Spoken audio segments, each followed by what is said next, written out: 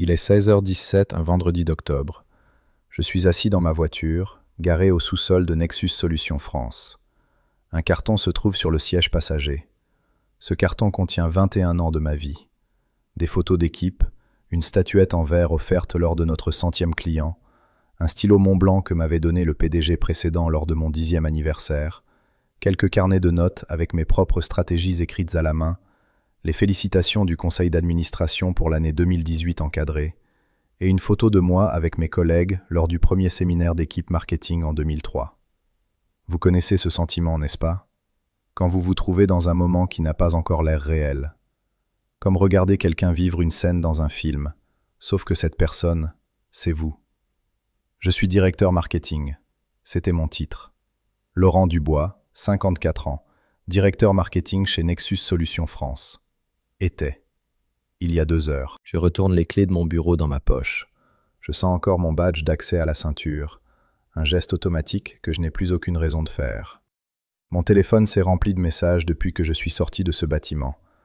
Des collègues qui ont appris la nouvelle, des gens qui disent « c'est dingue, tu ne mérites pas ça, tu dois nous raconter ». Mais d'abord, je dois vous raconter ce qui s'est vraiment passé. Parce que ce qui s'est passé vendredi après-midi n'était que le début. Et si je vous demande cela, avez-vous déjà été licencié par quelqu'un qui n'avait aucune idée de ce qu'il tenait entre ses mains? Quelqu'un qui voyait une ligne sur une feuille de calcul, mais pas les 2 décennies construites au-dessus. Quelqu'un qui confondait l'agilité avec la compétence? C'est ce qui s'est passé. Mais voilà la partie que vous ne verrez pas venir. Je dois vous ramener au début. Non pas au vendredi, mais beaucoup plus loin.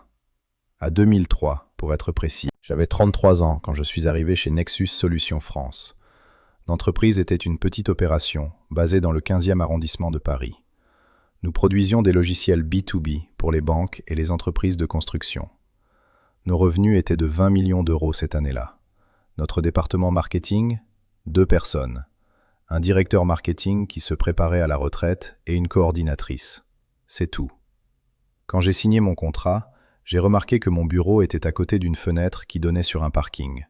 Je trouvais cela sympathique. Pendant les 3 premières années, j'ai fait 2 choses. D'abord, j'ai écouté. J'ai parlé aux clients, j'ai compris leurs frustrations, leurs besoins, ce qu'ils attendaient d'une relation avec un fournisseur de logiciels. Ensuite, j'ai construit. Une équipe marketing. Pas en embauchant rapidement, mais en choisissant les bonnes personnes.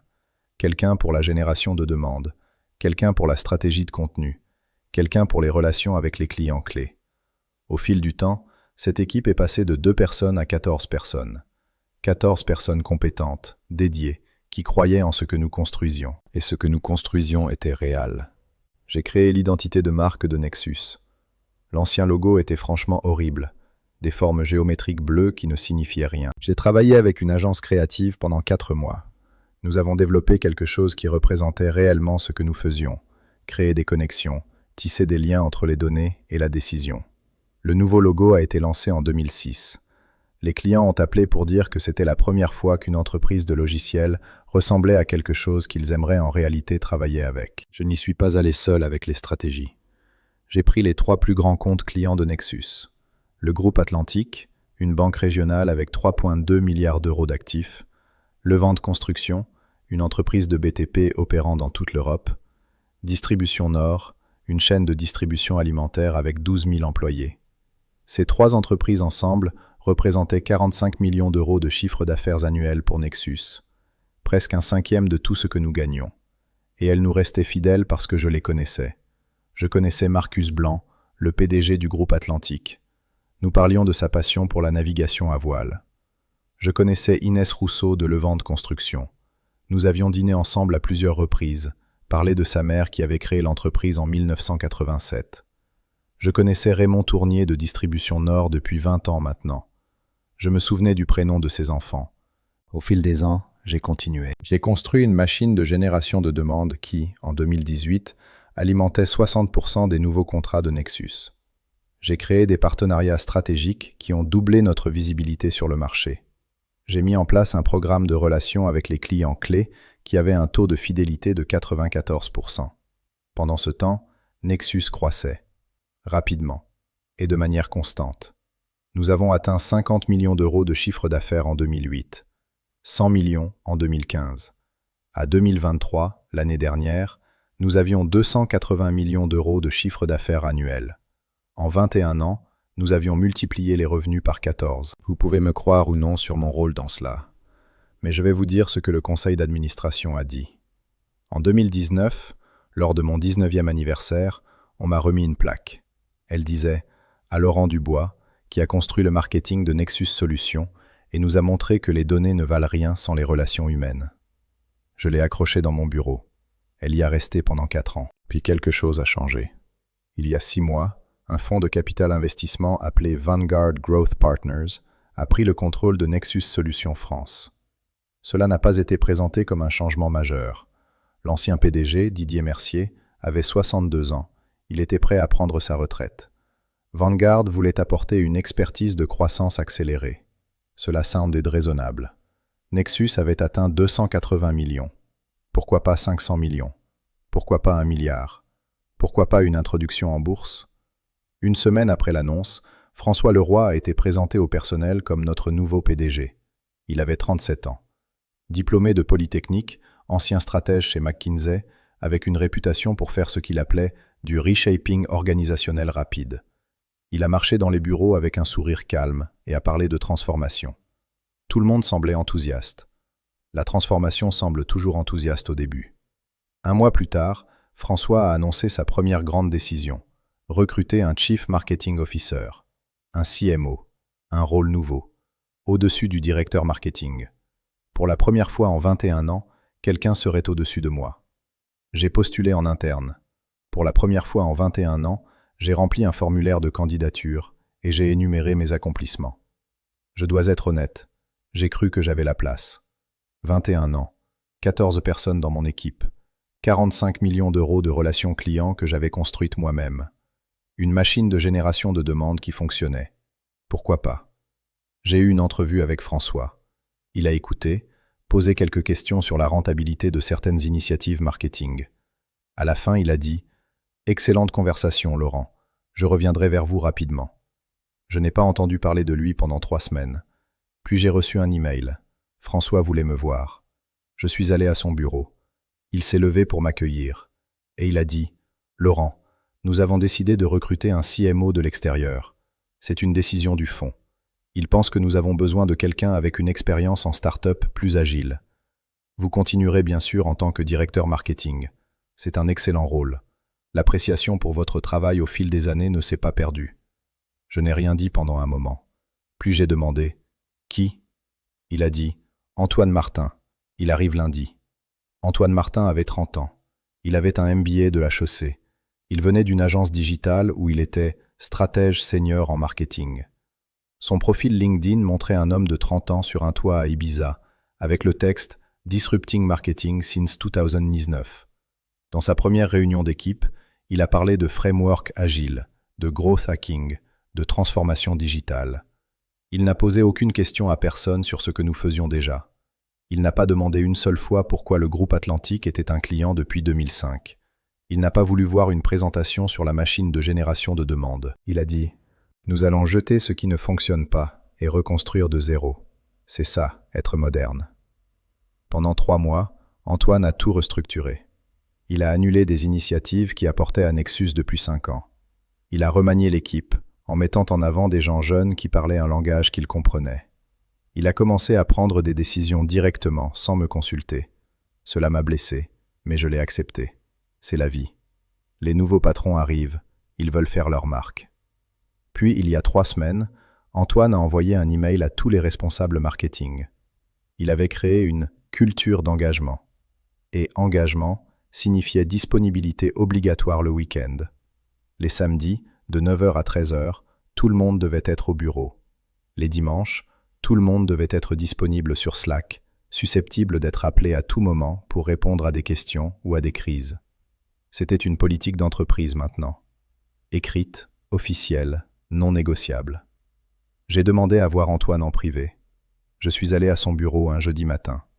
Je lui ai dit « Antoine, ma mère a 78 ans. Elle vit à Fontainebleau, à 40 minutes d'ici.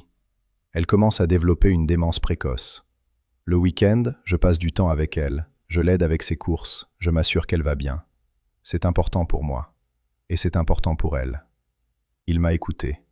Puis il a dit « Laurent, tout le monde a des contraintes personnelles. Ma fiancée veut que je lui consacre plus de temps. Mais si je veux être CMO, je dois faire des sacrifices.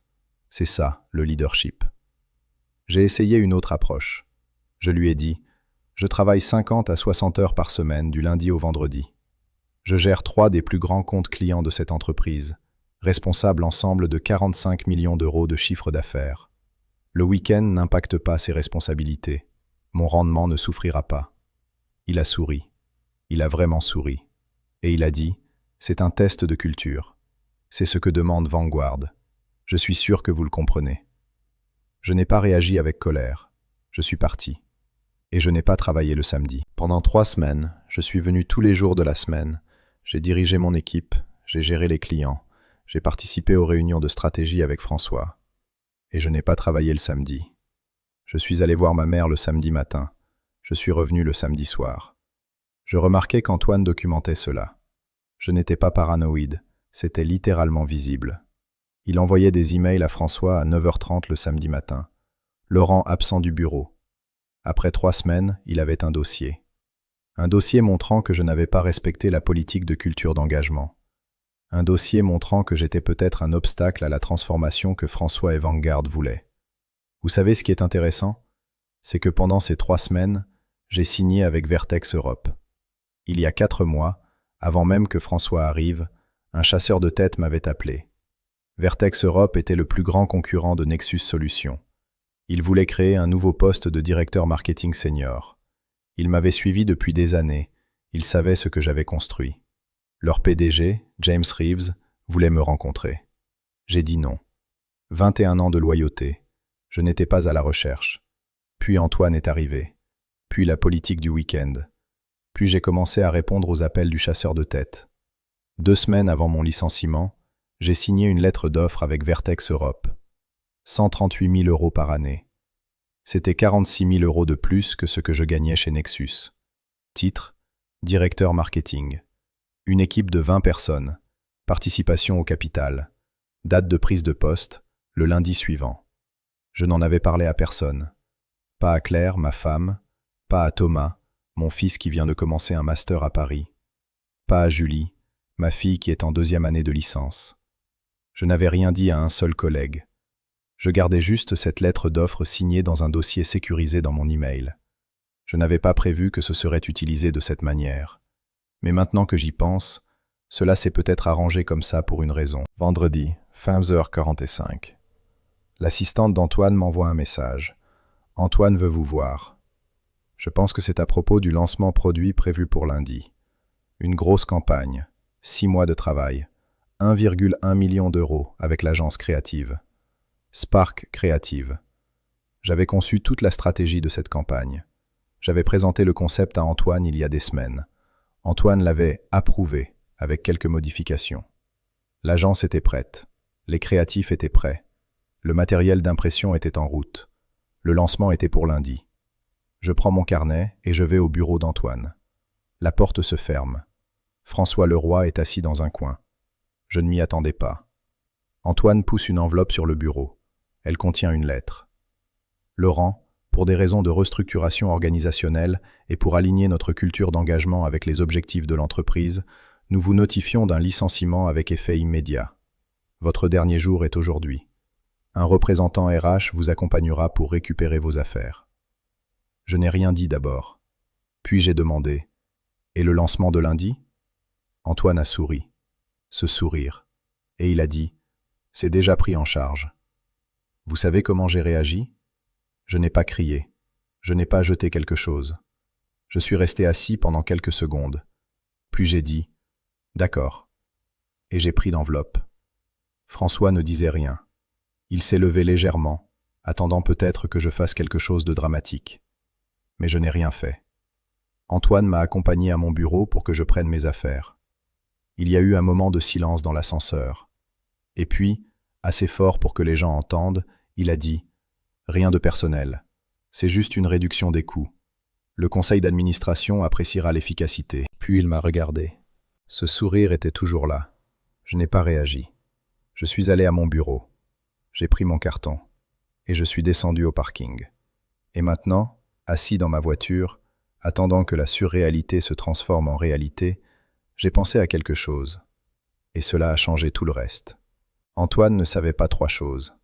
D'abord, le contrat cadre de service que j'avais signé avec Spark Creative, l'agence créative pour le lancement de lundi, avait une clause particulière.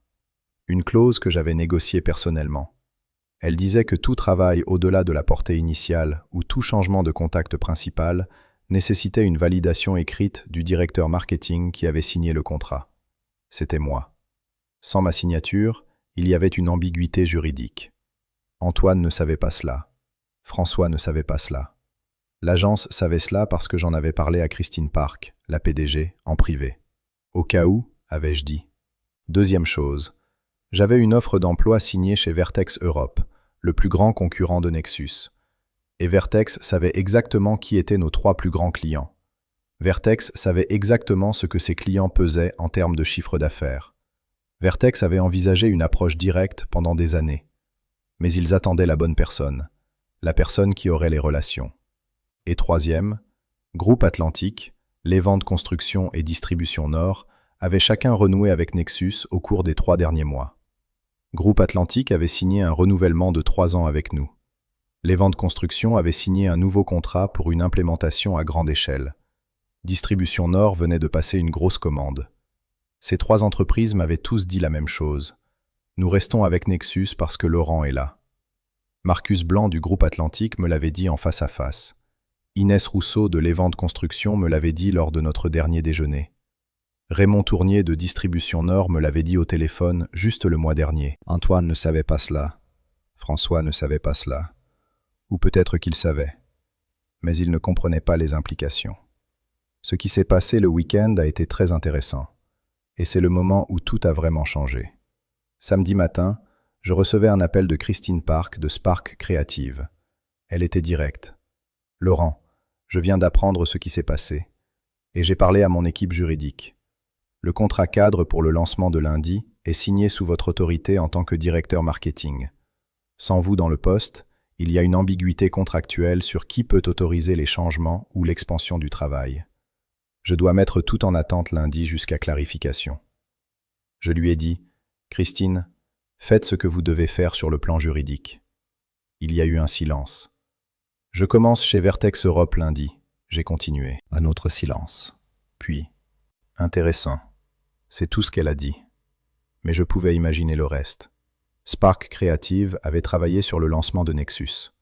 Spark Creative allait maintenant travailler sur le compte Vertex Europe. Et je serais le contact principal. Et ce compte valait bien plus que 1,1 million d'euros à long terme. Samedi après-midi, j'ai reçu un appel de Marcus Blanc. « Laurent, j'ai entendu ce qui s'est passé.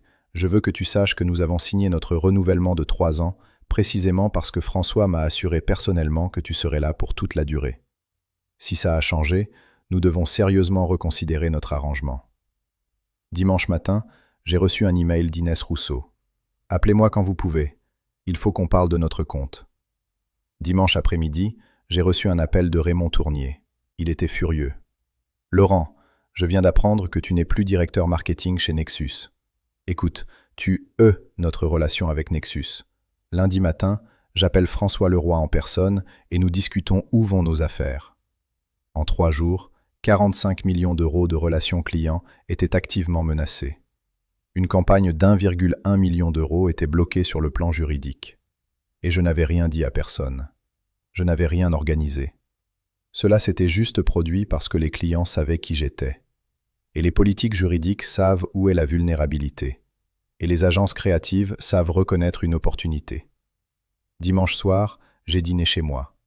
Claire était en train de cuisiner. Son fameux poulet rôti avec de la moutarde. Thomas a appelé depuis son appartement à Paris. Il me demandait si j'allais bien. Julie a envoyé un message avec un mème amusant. Elle ne savait pas encore ce qui s'était passé. Et pour la première fois en 4 mois, j'ai eu un samedi libre. Pas de Slack le dimanche. Pas de politique de disponibilité. Juste ma vie. Juste ma famille. Claire m'a regardé pendant le dîner. Elle a dit « Tu sembles différent ». Je lui ai dit ce qui s'était passé. Tout. L'offre de Vertex, le licenciement, les appels des clients, tout. Elle m'a écouté. Puis elle a dit « Tu es prêt pour cela ?» Et je crois que je l'étais vraiment. Lundi matin, j'ai envoyé un email à Antoine, juste une phrase. « Disponible pour un appel de transition quand vous le souhaitez. » Antoine n'a répondu qu'à 23 h le dimanche soir. Lundi, 9 h me convient. J'ai souri en lisant cela. J'avais une orientation chez Vertex à 7 h 30. Avec un peu de chance, la plupart de la catastrophe aurait déjà commencé. À 7 h 30 le lundi, j'étais au siège de Vertex Europe, dans le 8e arrondissement. James Reeves, le PDG, m'accueillait personnellement. Il m'a serré la main et il a dit « Bienvenue chez Vertex, Laurent. Tu es exactement ce dont nous avions besoin. » Il m'a accompagné à un bureau avec vue sur la Seine. L'équipe marketing, 20 personnes, s'est réunie brièvement pour m'accueillir. Et j'ai ressenti quelque chose que je n'avais pas ressenti depuis des années. Quelque chose que j'avais presque oublié. Pas juste de la reconnaissance, mais de l'adrénaline, de la possibilité, de l'excitation. J'étais exactement où je devais être. À 8 h 30, j'ai commencé à recevoir des messages de Sarah, une de mes anciennes collègues chez Nexus. 8 h 15. Christine de Spark Creative vient d'appeler. Elle dit que le contrat ne peut pas progresser sans validation de quelqu'un qui n'existe pas plus. Le lancement de lundi est suspendu. 9 h 30. Groupe Atlantique vient d'appeler. Il demande une revue formelle du compte avec quelqu'un de senior. 17 h 35. Le Vente Construction vient de nous envoyer un email. Ils veulent parler à François Leroy en personne concernant leur arrangement. 11 h 20. Raymond Tournier de Distribution Nord est dans le bureau de François en ce moment. Je peux entendre les éclats de voix d'ici. Moody. Le lancement de lundi est reporté. Antoine dit que c'est une pause stratégique. Tout le monde sait pourquoi. François est furieux. À midi, 45 millions d'euros de relations clients faisaient l'objet de négociations actives. Une campagne d'1,1 million d'euros était reportée indéfiniment. Et Antoine Martin recevait probablement le pire lundi d'une semaine très courte. À 12h30, Antoine m'a appelé. J'ai quitté mon bureau chez Vertex et je me suis isolé dans une salle de réunion tranquille. Sa voix était différente maintenant. Pas de sourire au téléphone, mais je pouvais l'entendre quand même. Une voix forcée, tendue. « Laurent, je sais que vous êtes sûrement en train de vous installer quelque part, mais nous apprécierions vraiment toute aide pour la transition. Juste quelques appels aux clients. Nous orienter sur les contrats, nous aider à comprendre les nuances de ces relations. » J'ai écouté. Puis j'ai dit « Ce matin, j'ai pris mon nouveau poste, Antoine. » Silence. « Où ?» a-t-il demandé. « Vertex Europe », j'ai répondu. Le silence était plus long cette fois. « Je pourrais vous proposer des tarifs de consultant, substantiels, et nous pourrions peut-être revoir le terme de votre... » J'ai coupé. « Je vous remercie de l'appel, Antoine. Je ne pense pas que ce soit approprié maintenant. » Et j'ai raccroché. À 15 h, François Leroy m'a appelé directement. Sa voix était complètement différente de celle que j'avais entendue à la réunion de licenciement. Pas calme et détaché, pressé, paniqué presque. « Laurent, je vous dois des excuses sérieuses. Cela a été mal géré, une décision précipitée. François et je aimerions discuter d'options. Directeur marketing senior, une augmentation significative. Nous pouvons assouplir la politique du week-end. Nous pouvons la supprimer entièrement si vous le souhaitez. Revenez simplement et aidez-nous à naviguer cette situation. » J'ai écouté sans interrompre. Puis j'ai dit « François, il y a 24 heures, j'étais une charge superflue. Aujourd'hui, je suis la solution à vos problèmes. Je crois que cela dit tout sur votre processus de décision. » Je lui ai remercié. Je lui ai souhaité bonne chance à Nexus. Et je le pensais vraiment. Et j'ai raccroché. Ce qui s'est passé ensuite a été un processus. Pas dramatique. Pas d'effondrement public. Juste la gravité. 3 semaines après lundi, Marcus Blanc du groupe Atlantique a appelé James Reeves chez Vertex. Pas Antoine. Pas François. James. Il a dit « Nous voulons transférer notre compte chez Vertex. Laurent vient de là-bas, n'est-ce pas? Un contrat de 3 ans. 15 millions d'euros. » 6 semaines après lundi, Inès Rousseau de Levanté Construction a envoyé une lettre officielle. Il quittait Nexus pour Vertex. Un nouveau projet d'implémentation. 18 millions d'euros. 8 semaines après lundi, Raymond Tournier de Distribution Nord en a fait autant. Les affaires allaient ailleurs maintenant. Vertex. 12 millions d'euros de valeur contractuelle. 45 millions d'euros de chiffre d'affaires annuel. Simplement parti. parce qu'une ligne de budget avait semblé superflue à 2 personnes qui ne comprenaient pas ce qu'elle tenait. Antoine Martin a été licencié 12 semaines après moi. Restructuration stratégique, ont-ils dit. Le lancement du produit, qui était déjà pris en charge, a finalement eu lieu 3 mois plus tard. Il a échoué. Pas complètement, mais suffisamment. Les emails internes qui ont fuité plus tard montraient que le conseil d'administration était furieux. Les revenus n'étaient pas en ligne. Les clients clés s'en allaient. Et un certain CMO ne voyait pas la forêt pour les frameworks agiles.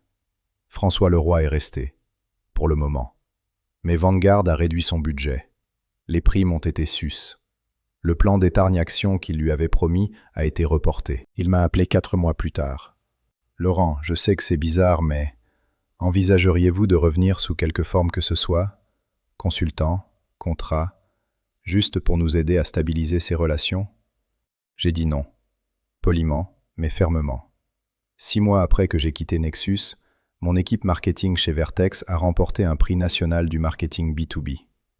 Pour excellence dans la construction de relations clients durables et stratégie de contenu innovante. J'étais sur scène quand ils ont annoncé mon nom. Mon équipe a applaudi. James Reeves s'est levé pour m'applaudir aussi. Et maintenant, assis ici, je pense à ce qui s'est réellement passé. Et pourquoi je veux vous raconter cela? Pendant 21 ans, j'ai construit quelque chose. Pas juste une équipe marketing, pas juste une machine de génération de demandes. J'ai construit des relations, vraies, basées sur la connaissance, le respect et le temps. Marcus Blanc savait qu'il pouvait m'appeler le soir si quelque chose lui préoccupait. Inès Rousseau savait que je me souciais non seulement de son entreprise, mais d'elle en tant que personne.